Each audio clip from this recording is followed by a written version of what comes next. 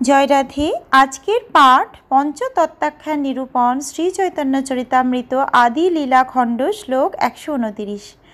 সর্বাশ্রয় ঈশ্বরেরও প্রণব উদ্দেশ, তত্ত্বমসি বাক্য হয় বেদেরও এক দেশ।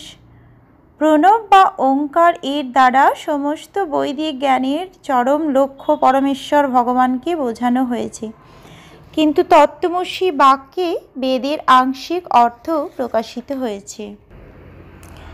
তত্ত্বমসি মানে হচ্ছে তুমি সেই চিৎ স্বরূপ। প্রণব মহাবাক্য তাহা করি আচ্ছাদন, মহাবাক্যে করি তত্ত্বমসির স্থাপন। প্রণব ওঙ্কার হচ্ছে বেদের মহাবাক্য, মহামন্ত্র। সেই মহাবাক্যকে আচ্ছাদন করে শঙ্করাচার্যের অনুগামীরা কোনো রকম যুক্তি প্রমাণ ছাড়াই তত্ত্বমসিকে মহাবাক্য রূপে স্থাপন করে। মায়াবাদীরা তত্ত্বমসি সোহম আদি শ্রুতি মন্ত্রের উপর জোর দেয়, কিন্তু প্রকৃত মহামন্ত্র প্রণব অর্থাৎ ওঙ্কার এর উল্লেখ করে না। তাই যেহেতু তারা বৈদিক জ্ঞানের কদর্থ করে, সেহেতু তারা হচ্ছে ভগবানের শ্রী পাদপদ্মে সবচাইতে বড় অপরাধী। শ্রী চৈতন্য মহাপ্রভু স্পষ্টভাবে বলেছেন, মায়াবাদী কৃষ্ণে অপরাধী। মায়াবাদীরা হচ্ছে শ্রীকৃষ্ণের চরণে সবচাইতে বড় অপরাধী। শ্রীকৃষ্ণ ঘোষণা করেছেন, তানহং দ্বিশত ক্রূরান সংসারেষু নরাধমান, ক্ষিপাম্য যস্রম শ্রুভানা সুরীসেব যোনিষু। যারা বিদ্বেষী, ক্রূর ও নরাধম, তাদের আমি এই সংসারে বারবার আসুরি যোনিতে নিক্ষেপ করি। মায়াবাদীরা কৃষ্ণ বিদ্বেষী, তাই মৃত্যুর পরে তারা অসুর যোনি লাভ করবে। ভগবদ গীতায় শ্রীকৃষ্ণ যখন বলছেন, মন্মনা ভব মদ্ভক্ত মদ যাজি মাং নমস্কুরু, তোমার মন দিয়ে সর্বক্ষণ আমার কথা চিন্তা করো, আমার ভক্ত হও, আমাকে নমস্কার করো এবং আমার পূজা করো। তখন একজন আসুরিক পণ্ডিত কৃষ্ণের এই উক্তি বিশ্লেষণ করে বলছে যে কৃষ্ণের কথা চিন্তা করতে হবে না বা কৃষ্ণের শরণাগত হতে হবে না। সকলের মধ্যে যে অব্যক্ত বস্তু রয়েছে তার কথা চিন্তা করতে হবে। এই পণ্ডিতটি এই জীবনে নানা রকম দুঃখ কষ্ট ভোগ করছে এবং এই জীবনে যদি তার দুঃখ কষ্টের মেয়াদ না শেষ হয়, তাহলে তাকে আবার পরবর্তী জীবনে দুঃখ কষ্ট ভোগ করতে হবে। আমাদের সব সময় সচেতন থাকতে হবে যাতে আমরা ভগবত বিদ্বেষী না হয়ে পড়ি। তাই পরবর্তী শ্লোকে শ্রী চৈতন্য মহাপ্রভু স্পষ্টভাবে বেদের উদ্দেশ্য বর্ণনা করেছেন। সর্ববেদ সূত্রে করে কৃষ্ণের অভিধান, মুখ্য বৃত্তি ছাড়ি কইল লক্ষণা ব্যাখ্যান। সমস্ত বৈদিক শাস্ত্রে ও সূত্রে শ্রীকৃষ্ণই হচ্ছেন বেদ্য, কিন্তু শঙ্করাচার্যের অনুগামীরা বিকৃতভাবে বেদের অর্থ বিশ্লেষণ করে মুখ্য অর্থ আচ্ছাদিত করেছেন। এখানে বলা হয়েছে, বেদে রামায়ণে চৈব পুরাণে ভারতে তথা আদাবন্তে চ মধ্যে চ হরি সর্বত্র গীয়তে। রামায়ণ, পুরাণ ও মহাভারত আদি বৈদিকী শাস্ত্রে আদিতে, মধ্যে ও অন্তে সর্বত্রই পরমেশ্বর ভগবান শ্রীহরির মহিমায় কীর্তিত হয়েছে। শত প্রমাণ বেদ প্রমাণ শিরোমণি, লক্ষণা করিলে শত প্রমাণ তাহানি। শত প্রমাণ বেদ হচ্ছে সমস্ত প্রমাণের শিরোমণি, কিন্তু সেই শাস্ত্রে যদি মন গড়া অর্থ বিশ্লেষণ করা হয় তাহলে তার শত প্রমাণতা নষ্ট হয়। আমাদের উক্তির যথার্থতা প্রমাণ করার জন্য আমরা বৈদিক প্রমাণের উদ্ধৃতি দিই, কিন্তু সেই বেদের যদি মন গড়া অর্থ করা হয় তাহলে বৈদিক শাস্ত্র ভ্রান্ত ও অর্থহীন হয়ে পড়ে। পক্ষান্তরে বলা যায়, বৈদিক উক্তির মন গড়া অর্থ করলে বৈদিক প্রমাণের গুরুত্ব নষ্ট হয়ে যায়।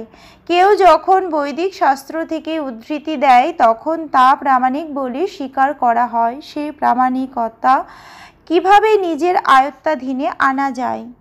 এই মতো প্রতিসূত্রে সহজার্থ ছাড়িয়া গৌণার্থ ব্যাখ্যা করে কল্পনা করিয়া, এভাবেই মায়াবাদীরা বৈদিক সূত্রের সহজ অর্থ বর্জন করে তাদের দর্শন প্রতিষ্ঠা করার জন্য কল্পনাপ্রসূত গৌণ অর্থ ব্যাখ্যা করেছে। দুর্ভাগ্যবশত শঙ্করাচার্যের মায়াবাদের দ্বারা প্রায় সমগ্র পৃথিবী আচ্ছন্ন হয়ে আছে। তাই বৈদিক শাস্ত্রের সহজ সরল ও স্বাভাবিক অর্থ প্রচার করার প্রবল প্রয়োজনীয়তা দেখা দিয়েছে। এই কারণে আমরা ভগবদ্গীতা যথাযথ রচনা করে সেই কাজ শুরু করেছি এবং সমস্ত বৈদিক শাস্ত্রের যথার্থ অর্থ প্রচার করার কল্পনা করেছি। এই মতে প্রতিসূত্রে করেন দূষণ, শুনি চমৎকার হইল সন্ন্যাসীরগণ। শ্রীচৈতন্য মহাপ্রভু যখন এভাবেই শঙ্করাচার্যের বেদান্ত সূত্রের ভাষ্যের ভুলগুলি দেখিয়ে দিলেন, তখন সমস্ত সন্ন্যাসীরা চমৎকৃত হলেন। সকল সন্ন্যাসী কহে, শুনহ শ্রীপাদ, তুমি যে খণ্ডিলে অর্থ এ নহে বিবাদ। সমস্ত মায়াবাদী সন্ন্যাসীরা বললেন, শ্রীপাদ, আপনি যে এভাবেই সমস্ত অর্থ খণ্ডন করলেন তা বিবাদ নয়, কেননা আপনি সূত্রগুলির প্রকৃত অর্থ বিশ্লেষণ করেছেন। আচার্য কল্পিত অর্থ ইহা সবে জানি, সম্প্রদায় অনুরোধে তবু তাহা মানি। আমরা জানি যে এই সমস্ত বাক্য বিন্যাস হচ্ছে শঙ্করাচার্যের কল্পিত অর্থ, কিন্তু যদিও তা আমাদের সন্তুষ্টি বিধান করে না, তবুও সম্প্রদায়ের অনুরোধে তা আমরা মানি। মুখ্যার্থ ব্যাখ্যা করো দেখি তোমার বল, মুখ্যার্থে লাগালো প্রভু সূত্র সকল। মায়াবাদী সন্ন্যাসীরা তখন বললেন, আপনি কিভাবে মুখ্য অর্থ অনুসারে এই সমস্ত সূত্রের ব্যাখ্যা করেন তা আমরা দেখতে চাই। সেই কথা শুনে শ্রীচৈতন্য মহাপ্রভু বেদান্ত সূত্রের মুখ্য অর্থ ব্যাখ্যা করতে লাগলেন। বৃহদস্ত ব্রহ্ম কহি শ্রী ভগবান, সরবিধৈশ্চর্যপূর্ণ পরতত্ত্ব ধাম। বৃহত্তম থেকেও বৃহত্তর বস্তু যে ব্রহ্ম, তিনি হচ্ছেন পরমেশ্বর ভগবান। তিনি সরৈশ্বর্যপূর্ণ এবং তাই তিনি হচ্ছেন পরম তত্ত্ব এবং পূর্ণ জ্ঞানের আশ্রয়।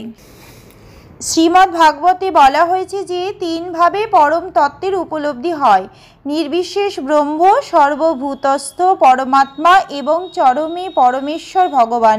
নির্বিশেষ ব্রহ্ম এবং সর্বভূতে বিরাজমান পরমাত্মা হচ্ছে পরমেশ্বর ভগবানের শক্তির প্রকাশ। ভগবান সরৈশ্বর্যপূর্ণ এবং তার সেই ছয়টি ঐশ্বর্য হচ্ছে বৈভব, বীর্য, যশ, সৌন্দর্য, জ্ঞান ও বৈরাগ্য। যেহেতু তিনি সরৈশ্বর্যপূর্ণ, তাই ভগবান হচ্ছেন পরম জ্ঞানীর চরম তত্ত্ব। আজকের পাঠ এই অবধি। ভজ শ্রী কৃষ্ণ চৈতন্য প্রভু নিত্যানন্দ,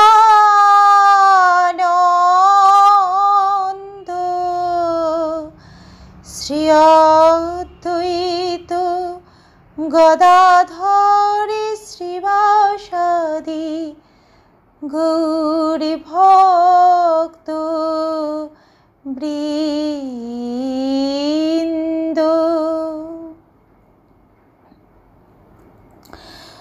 হরে কৃষ্ণ কৃষ্ণ কৃষ্ণ হরে হরে, হরে রাম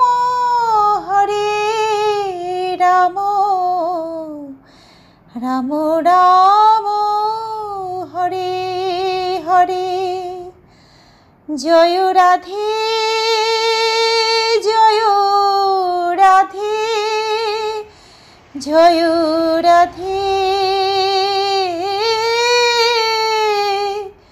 জয় রাধে, জয় রাধে।